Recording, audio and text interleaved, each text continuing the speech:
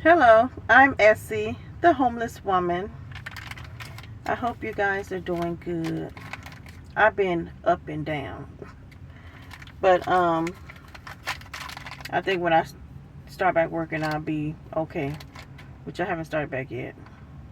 I plan on starting tomorrow. I keep putting it off a day. I'll start the next day. Next day come, I'll start the next day.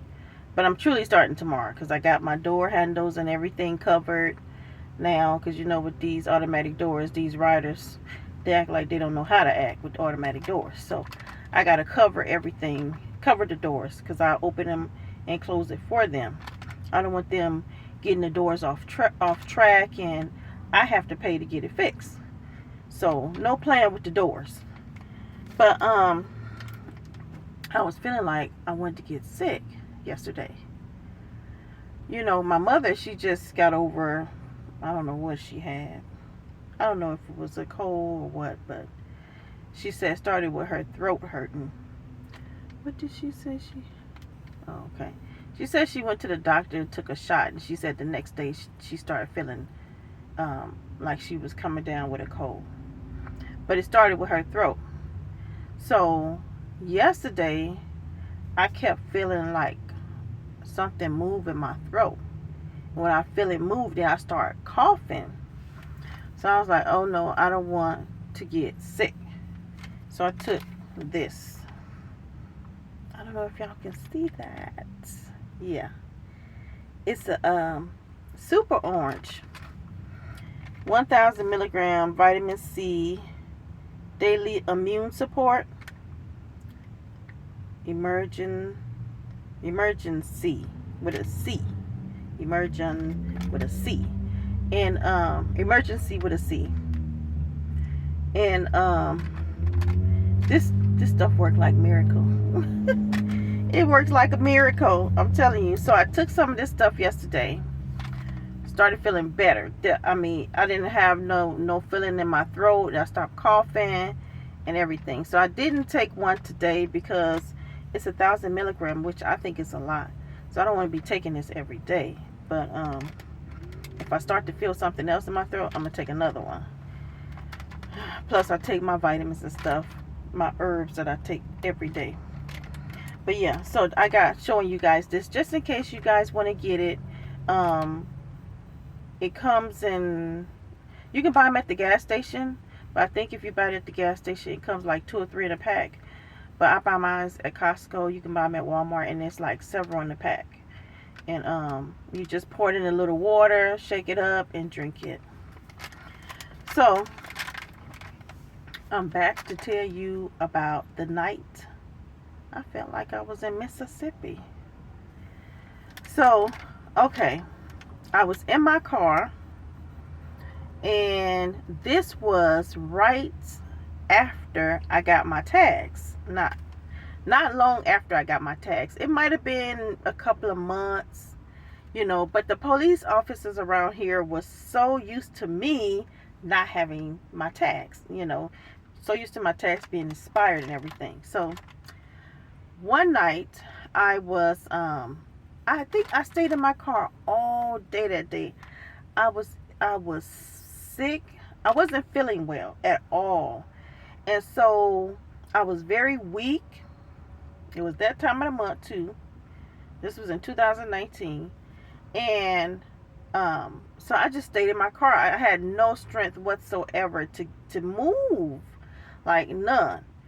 So I stayed in my car and I slept the whole, like, okay, I think the day before I got in my car that evening, and I slept through that night, and then I slept the whole day the next day. I never, like for 24 hours straight, I never got out the car.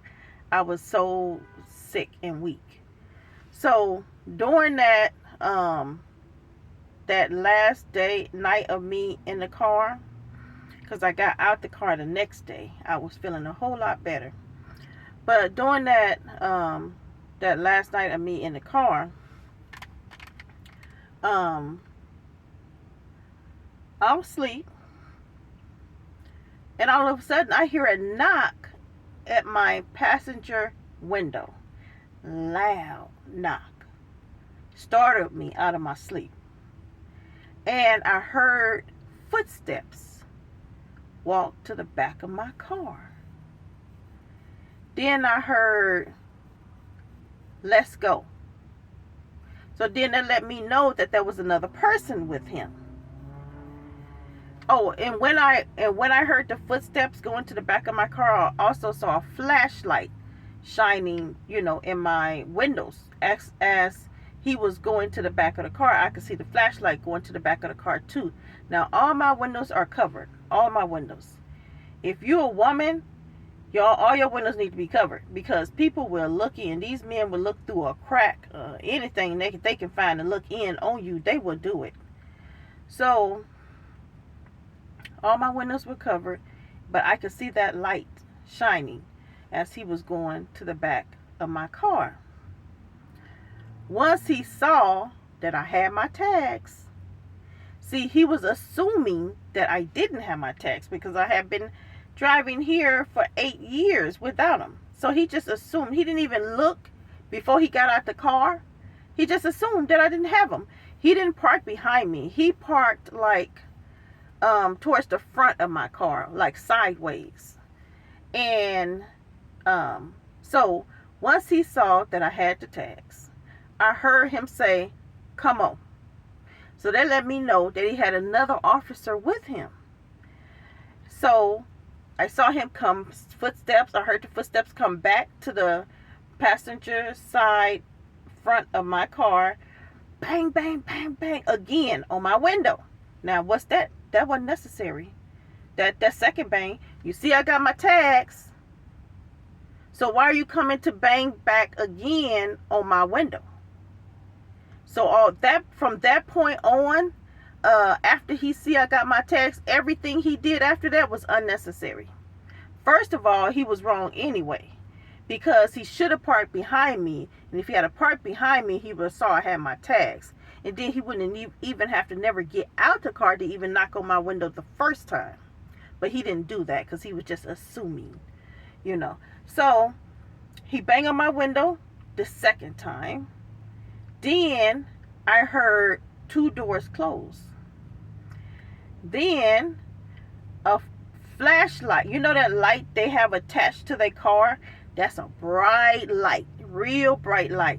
He shined that at my car. After he shined that at my car, he turned on his sirens because he wanted to wake me up. He wanted to make sure he wake me up. So, okay, that's harassment, right? I got my tags. You see I got my tags. But it did not stop him from knocking on my window a second time, from shining that bright police car light at my car, and turning on his sirens to make sure he bothered me. Make sure he waked me up. See, this is what a lot of police officers do to people that live in their cars. They love to go around waking you up. Because I had one officer tell me, "I'll wake you up." And, and I said, "I've been woken up before. You ain't doing nothing new, So, after he drove off, I looked at my cell phone. I remembered the time it was exactly, because I was going to report his, what. So, some said call the police department. So I called the police department. I said, "Let me speak to a sergeant." I don't know if I think they transferred me to a sergeant, or he might have called me back. I'm not sure. But anyway, I talked to a sergeant. I told him what happened. He said, "I didn't get no calls." So that let me know that when he stopped at my car, he didn't call it in. And I'm not sure, but once you stop at someone's car, if you pull someone over or you make a stop, I think you're supposed to call it in. He didn't call it in. He didn't call it in before, and he definitely didn't call it in after. He never got a call. So he know what he was doing was not, it was not his job. He wasn't supposed to do that. It was plain harassment. And he know what he know when he stopped at my car. That's what he planned on doing. That's why he never called it in. So, okay, so after I'm talking to the watch commander, whoever he is, and he makes the comment he never called it in. I don't think he planned. I don't think that. I think he was thinking out loudly, because I think he regretted saying that out loud to me, that it was never called in, because I did write that on the complaint. So he tried to make it seem like, well, was he going to did he might have got a call and that's why he turned on his sirens. I said, no, that's not why he turned on his sirens. I said he shined that light at my car and he turned on that sirens to wake me up, and when he drove a little bit past me, he turned off the sirens. So the sirens was just to wake me up, to bother me. I said he did not go to no other, police call by turning on his sirens for that few seconds that he turned it on. So this is what police officers do. They would know that their officers are doing something wrong, but they would try to defend them. And so when they do things, you gotta be firm in what, no, this is what the person did, this is what the officer did, and don't let them talk you out of it. So he's trying to make up excuses for the officer. I'm like, no. It was harassment. So me and him kind of had a few where he kind of got upset with me at one point, because I said, y'all know who I am. And he said, I don't know who you are. He said, you shouldn't expect for all of us, all the officers, to know who you are. So he kind of got an attitude with me when I said that, y'all know who I am. Because sometimes, they lie a lot. They do. They lie a lot. But, you can't lie to them. But they can lie to you. So, I think he asked me for the time and everything. I told him the time that he came by. So, not only did I remember the time that officer came by to harass me, I remembered the time that I called, that I talked to the watch commander. I remember his name. Also, when I got up the next day, I called the lieutenant, left him a message. Remember the time that I left him the message too. I went to the police department. I got a complaint form. I filled it out.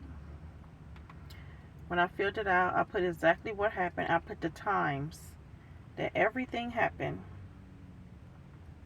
The time that that police came and knocked on my window and all that stuff.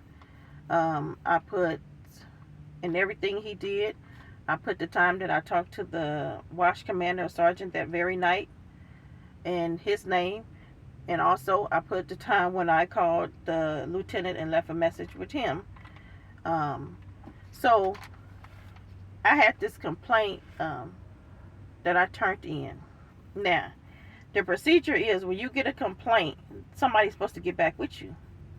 Somebody's supposed to call you and talk to you about the complaint. I never got a call. So 2 weeks went by. I called the man that I talked to on the phone that night, which was either a watch commander or a sergeant. And I left him a message and I said, I never got a call about this complaint. Clearly they know they was wrong. That's why I never got the call. So I got a call 9 months later. 9 months later, I got a call. And he claimed that they had lost the complaint and they just found it. And he wanted to talk to me about what happened that night. I can't remember exactly what he said, but like I said, I think they were defending him, and I kept with what I was saying, that nope. I said it was harassment. I said Well, when he saw that my plates were there, why did he knock on the window the second time? Why did he turn on the lights on me? Why did he turn on the sirens? What was all that about? You saw I got my tags, and you do all of this afterwards. It was harassment. So I really never heard any more about that. So I don't know if I'm sure they talked to him because he was clearly in the wrong. So I don't know if he got in trouble behind it or not. I don't know. They never told me. So I don't know if that was because I told you guys that they have been following me. Oh man, I forgot to tell you about another incident that brought on all of this, because they knew I was driving around with no tags. But one night I called 911 on a new police officer, and that's what started the harassment, started them following me. They were really trying to find a reason to lock me up. I mean, they were watching me 24/7. But I'm going to talk about that in another video. But that's what started all of this. Because I called 911 on a new officer. Because he was harassing me. He was just at my car like two nights before. And I know he was a new officer because there were like two or three police cars following each other.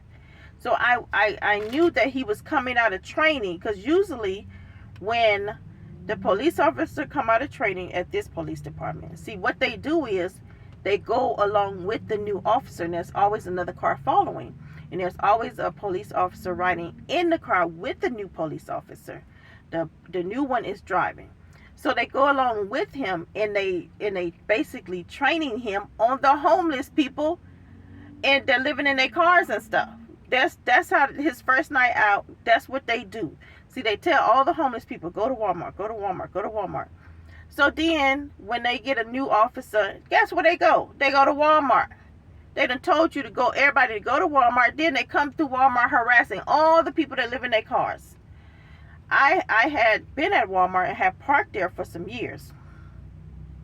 Oh, I gotta tell you about that too. It's just so much stuff I keep. Some days I'll be like, I don't know what to talk about, and then when I get to talking, I get to remembering so much other stuff. The reason why I had to leave Walmart, I'm gonna tell you guys about that. I had a little stalker, and he was the security guard for Walmart. Oh, I'm gonna tell you guys about that one. But so I had parked at Walmart for like, I want to say 3 years. I was parked at Walmart, and the reason why I had to leave is what I'm gonna make a video about. But and this is what I saw when I was parked at Walmart. They would tell everybody to go to Walmart, but then every now and then here they come, going from car to car to car, harassing all the homeless people. So, what was I on? Yeah, so I don't know if that was a legit call, that 9-month later call. I don't know if it was legit or not. You know, if he was really, I don't think, you know, he was really concerned about my complaint, or if they were trying to put a trace on my phone, because I had just bought a new phone. And so, they always knew where I was. I always knew where I was. So when I would take my car to be worked on, I would tell the mechanic to look under my car, see if you see any tracking devices. They would say no, they don't see no tracking devices. So I said, well, dang, they got to be watching, tracking me through my phone. You know, if they don't see no tracking devices on my car, unless it's so little that they just can't see it. So, but they always knew where I was. Always knew where I was. So I'm thinking, well, maybe because I got a new phone, and he wanted to call me to maybe pair it or something so they can track me. So that's why I was thinking that maybe that call 9 months later was them trying to get connected to my phone since the phone was new. I don't know. So that was it. That was didn't nothing else that I know of happen behind that, if that officer got in trouble or not. So, but I complained on them. I pull out that letter and I start writing because they're not going to keep harassing me. I'm like, really? When you think about it, a man harassing a woman, how manly is that? To go around, I mean, that shows how of a punk coward, weak man you really are to go around harassing a woman. Like, real men don't harass women. Really, think about it. Real men don't do that to women. So, I learned that police officers are, they domestic violence in police officers are like 40%. That is really high. That's almost half. Just so let's think about all the police officers in the United States. 40% of them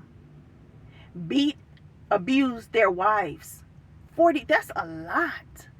And they said like the whole US is like, I think they said like 3%, something like that. I was like, wow. Wow. The video I saw it on, I'm not going to even say it was his video because I might be wrong about the video. But when the man was saying 40% of officers, when he said officers, the thing started messing up. You couldn't even hardly hear it because it's like they don't want you to know that 40% of officers abuse their wives. So when he said officers, it started scrambling. So I had to play it several times over to hear what exactly did he say, and I made it out, officers. So yeah. So that's it with this story time. But I do have some more to share with you. Sitting here thinking about them, they coming to me now. All right. I hope you guys have a good night, and I will talk to you later. Bye.